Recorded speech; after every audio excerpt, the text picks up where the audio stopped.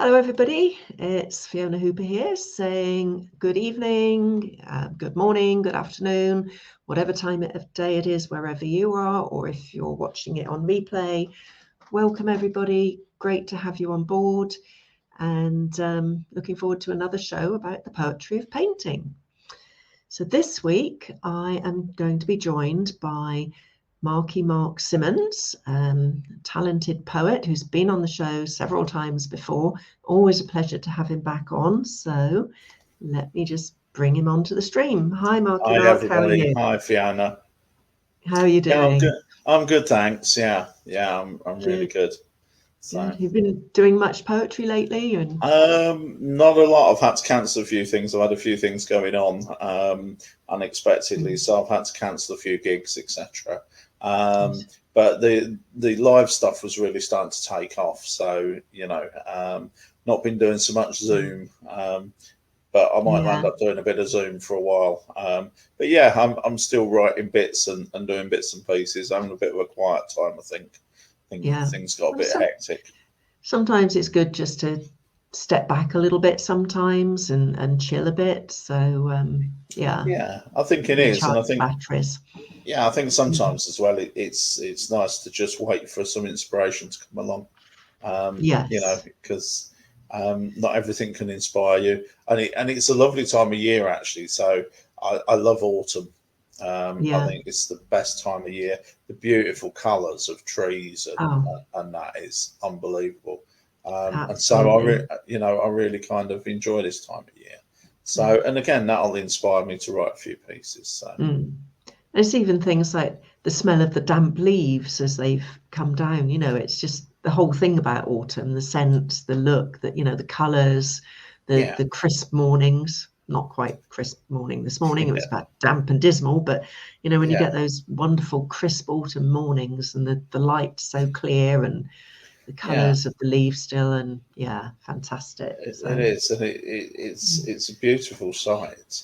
I mean, our local park is quite interesting because if you walk around there in the autumn, each tree is a different colour, and it yeah. looks like when it was planted, they planted 12 different trees or 10 different trees, and then repeated that, and Oh so right. you're getting 12 different shades or 12 different colours, and then Yeah. it repeats all the way around. Um, Wow. so that's That quite an sounds interesting great. concept, yeah. Yeah. And Oh, if and you if you talking of go trees, if you go soon, take a photograph and send me a yeah, photograph. That sounds great. yeah, I will do.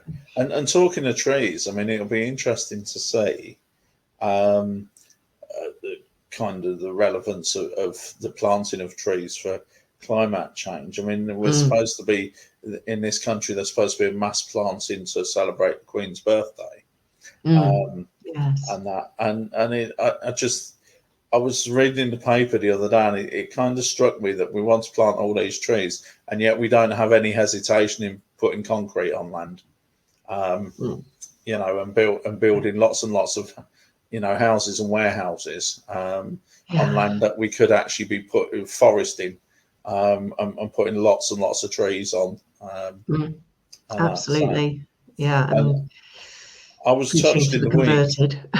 Yeah, I was touched in the week by there was some programs on around climate change, and there was one that was looking at the wildfires that went on, Mm, and it moved me to tears actually, because there was a photo of this wildfire and just this bare forest with trees on fire, and this koala just running for its oh, life, and yeah. this, I know. I mean, its back end was almost on fire, and that just really hit me for six.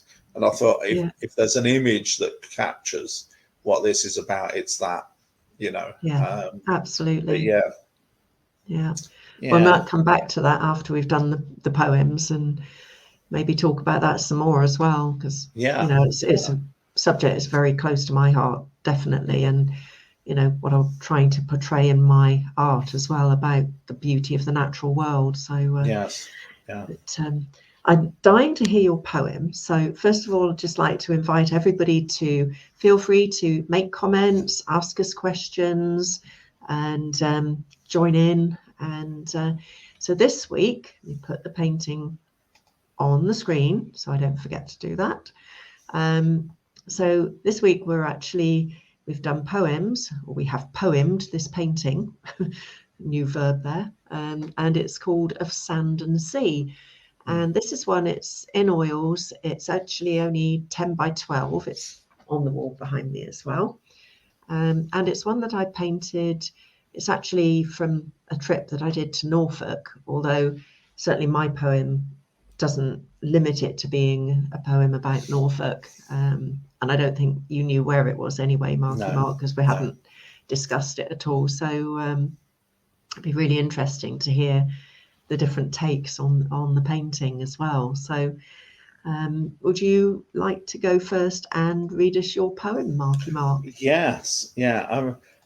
I've just titled it the same as the picture, Sand and Sea, and I've gone for very much, as I often do in poems, about looking at some of the emotion that is in the poem that isn't necessarily immediately obvious.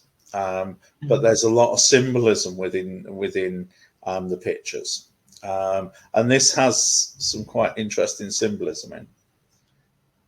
It's called Sand and Sea. Receding tide cleanses each grain of sand, each square inch clean as if untouched by foot or hand, leaving the beauty of sparse blank canvas, ready to rewrite life day after day. Rain or shine, this beach, this bay becomes a storytelling tales of future, of storytelling tales of failure and glory. Yet even that blank, clean, fresh surface leaves traces of residue, trickles of life that came before, the elixir that pulls and ripples to remind you of what came before, of what fails to recede, even after the stampede, the turmoil of shifting soil, veins in life still gasping for air, to lay bare the hurt that ripples and bubbles behind the facade, exploding that deep-seated renegade that cuts with rusty blade. Then the despair of the sea drowns out the call of the air, and the freshness untainted by the turmoil that's left, it spoils, and yet so intertwines the wind and the sea, as our tears and the life we breathe, that constant in, out, renewal of lines, removal of signs, until the end of time. Thank you. Wow, brilliant. And Rosie's listening, by the way. I hope you enjoyed that, Rosie, because I certainly did. Hi, Rosie. Just love it's just hearing such a different take on, what it means to you. Yeah, it's and seeing that trickle of that is so often left on the sand. So you've got the cleansing of the water that takes all the debris away and things like that. But there's always this little trickle that's running down the sand, and I liken that to life, because however good life becomes, there's always that trickle of the past that never seems to go. It's always there. It's in the background, and it shows, and it and it kind of intertwines, and then suddenly the sea comes in over it again, and kind of pulls back, and so it's almost like a yin yang type thing. Wow. Oh, Martin's listening as well and said that was a brilliant poem. Definitely thumbs up there, Marky Mark. And Rosie said it's amazing. So thanks, guys. Thanks for watching. Great to have you watching us. So okay, so I'll do my poem next. And if you want to make any more comments, by the way, guys, please feel free to do that. That'd be lovely. So mine, not surprisingly, is called Of Sand and Sea as well. And so here at the edge of the land, at the margins of beach and sea, with waves rolling in from far away, is where I love to be. sea breezes and fresh salt air, re-energizing and relaxing, rejuvenate my soul, making me oblivious of time elapsing. The tall red cliffs at my back, from which the sand was formed, at the mercy of the ocean, waves driven by tides and storms. Majestic they stand, yet inevitably and slowly they crumble. With the power of the pounding waves, gradually they tumble. I love to feel the fresh, clean air blowing through my hair, the salty taste on my lips, and feeling so alive and aware. The water glinting like diamonds, digging my toes in the sand, looking for treasure washed up on this golden strand. Shells and sea-washed glass, pieces of salt-bleached driftwood, holding the same enchantment as they did during childhood. Seaweed tumbling, torn from its moorings on the seabed below, the sound of breakers on sand sucking back in the undertow. These big skies above me with gulls soaring high in the briny air, their grace on the wing and mastery of flight beyond compare. I listen to their plaintive, piercing cries as I stroll on this sandy shore. The wonder and beauty of this place keep me coming back for more. So Oh my God, wonderful. From just the feelings when I was there painting it and the experience of it, and mixed in with memories of, you know, childhood. And Martin says a nice feel of nostalgia for days on the beach. That's what was, you know, looking for sea-washed glass on when I was on holiday with my parents and all that, trying to find a piece of blue or red. Wow, you know, greens, browns, clear, and get them all, but blue and the reds, they were special. But Chris says he was sorry he's late, he had problems logging on. Great to have you with us now anyway, Chris, thank you. And Rosie says the painting's beautiful too. Thank you so much, Rosie, that's lovely. Fiona, that was a fantastic poem. Thank you. And it conjured up so many images. I mean, not just for me, the images of as a kid looking at, you know, looking for stuff on the beach and things like that. But I think there was a few lines in the opening line around the waves crashing from far off lands. Far away, yes. And all through the poem, it felt very much like a poem about coming home or about the wonderment of what's out there. Yes. And that really spoke volumes actually in the poem. Well, it seems to have done the trick with Rosie. She said it brought back so many memories, which is lovely. Just to, you know, for me, it's about the feeling of being there and you know, all the senses, the sounds, the sights, the smells as well. You know, Chris says beautiful painting and a fantastic nostalgic poem. Thank you. It didn't, in a way, it didn't feel nostalgic when I was writing it because it was just all. Just came into my head. It wasn't like, oh, what did it feel like? You know, what did I feel as a child? It's just how it sort of came to me, I guess. Which and again, we've always said this about poetry, haven't we? That how you write it is often different to how it's interpreted, and there is a feeling of nostalgia there. There's by some of the terms you've used, and again about a past and that, and I like the reference to treasure and it leaving treasure, and you kind of for a split second think about Robinson Crusoe and gold, and then you think about seaweed and those treasures that it deposits on the beach, that are absolute claw or something. That are absolute treasures of this planet. Yes, treasures of the planet. And you know, when you were children and you went to the beach, you found a shell. Well, I still like finding shells now, and hopefully I won't lose that childlike enthusiasm for finding natural things and investigating them. But you know, you'd find a shell and you'd run back to your parents, say, "Oh, look at it! Oh, look, it's so beautiful!" And you know, and finding something like a whelk and empty whelk shell and putting it to your ear and we know it's not actually the sound of the sea, but when you're children, you're told, oh, if you listen to that, you can hear the sea in it. And of course, it's all more to do with your own heartbeat and blood in, rushing through your ears, but just, the magic of it all. And it was treasure, well, it still is when I find things like that. It doesn't have to be a gold coin or anything. It's just, wonderful things from this earth that we live on. And I think that's connecting more and more with people, is that what they're actually doing is seeing things like that as treasure, and actually treasuring those very small, very basic things that we've taken for granted for so many years.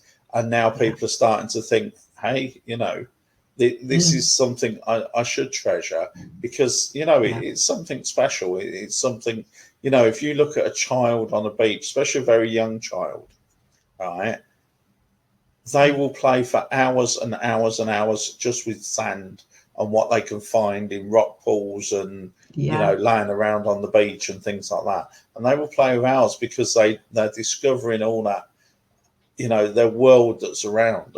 And I think more and more we're starting to look at our world and appreciate it. I know one of the things, although I like going to the beach and I like going down on the sand, one of the things I like is going during the winter, where you've got white water smashing on cliffs and the immense power of those waves and that it just takes you to another place. Absolutely. Oh, Rosie said she loved the line about seaweed being torn from its moorings. With the currents and the power of the waves. It's amazing. But when you talk about treasure that we find in the planet, I don't know if you saw the Earthshot Prize programs recently on TV, the one that Prince William started up, and it had lots of very well-known people on it, David Attenborough and people.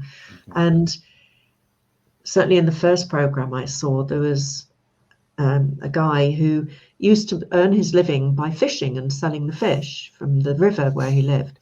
Now he makes his living by sitting on this sort of raft of thick polystyrene, poling himself around and collecting plastic bottles to sell back, to make his living. The fish have gone. It's plastic bottles. And to him, yes, it gives him a living to do that. But what a sad indictment of man's treatment of this planet, that river where he used to fish is now just full of plastic and rubbish. It wasn't just plastic bottles, just so much rubbish. There's no fishing to be had. It's gone. And sorry, get on my hobby horse on that one. But it's, if people can learn to value the natural world more again, and I think that is happening now. I think people are getting on board with it.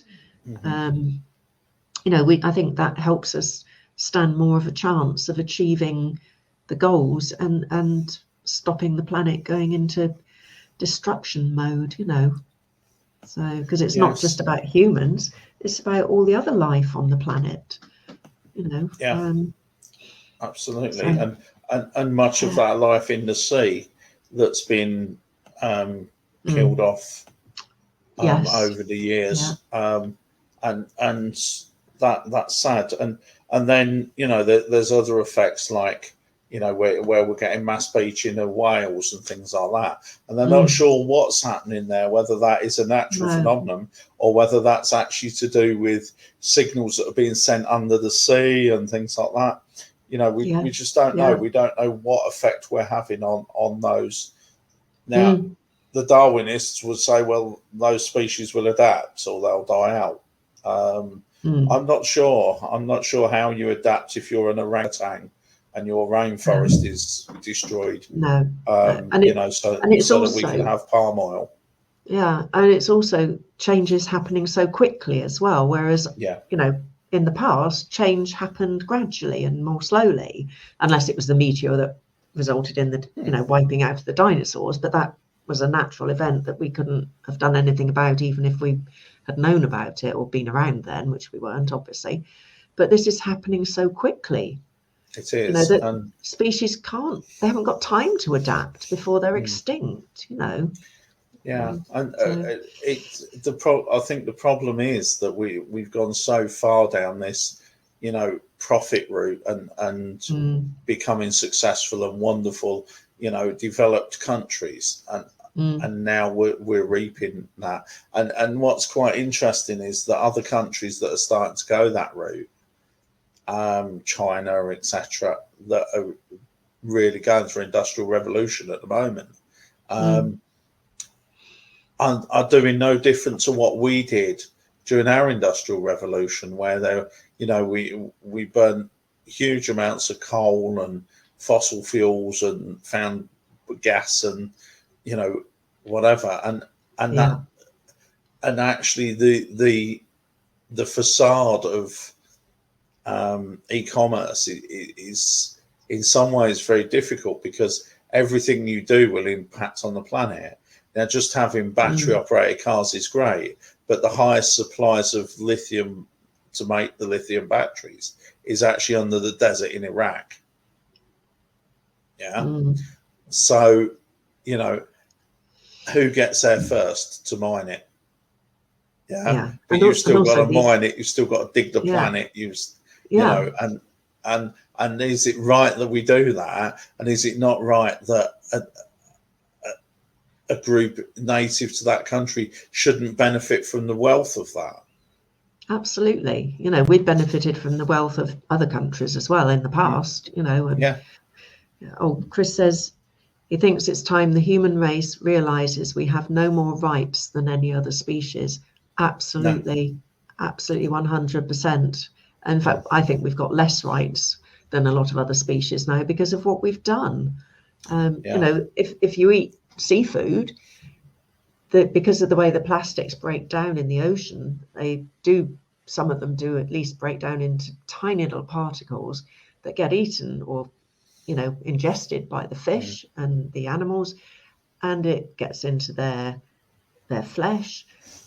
People that eat fish are now consuming plastic at the same time. I don't actually like fish and seafood really, so and we do really silly things, like we catch a lot of fish in French waters and give it to the French. The main fish that we consume, which is cod, we buy from Norway.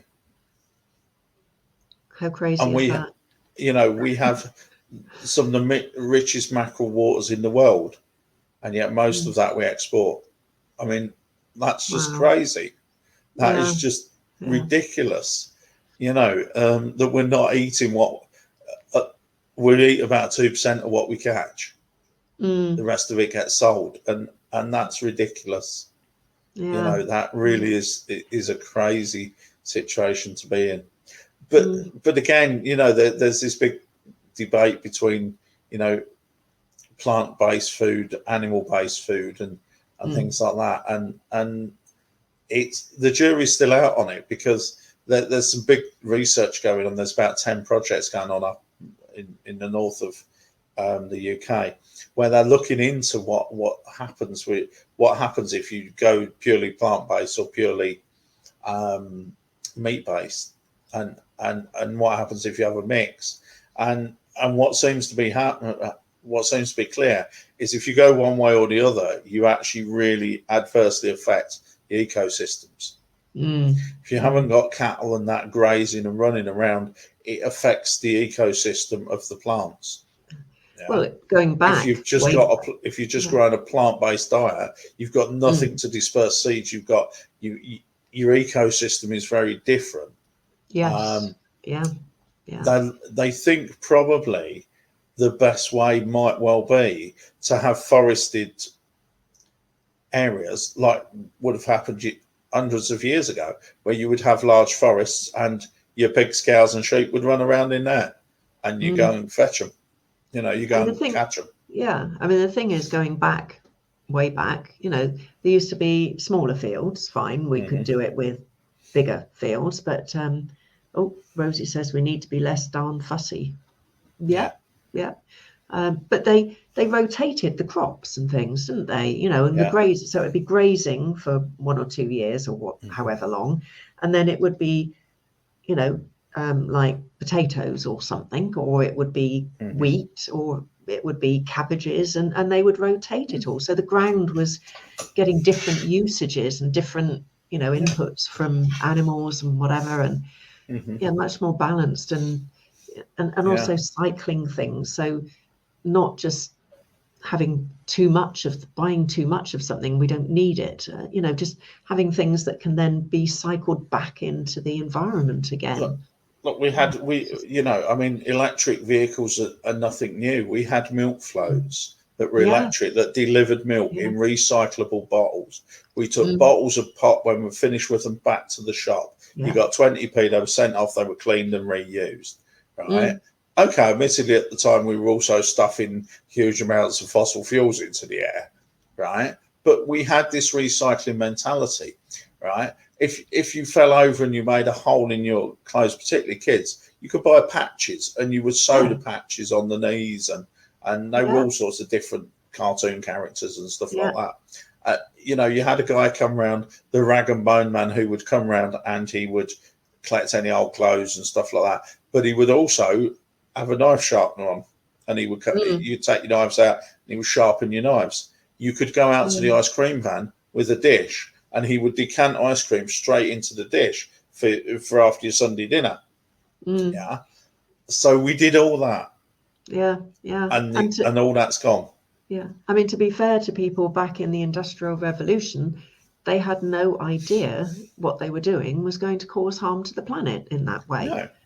No, now we do. And now is, you know, is almost too late, but it's so important that we all get on board with it. And, you know I've said it before, but Corona bottles, says Rosie. I remember Corona bottles, absolutely. But I use solid shampoo, solid conditioner, soap instead of shower gel. And in fact, I've got other half using them as well, and he prefers them now. And I find that the solid shampoo that I'm using, and I guess it's like any shampoo, you've got to find the right one for you, but I find my hair so much better with it. It doesn't get all staticky and fly away, and it just seems to be so much better. And it's not got half the chemicals in it that some of the others have. And well, it's the chemicals. It's made of more natural things, like the soap, and that it's made from olive oil and things, you know, the soaps that we get, and they come in paper and cardboard, not in plastic.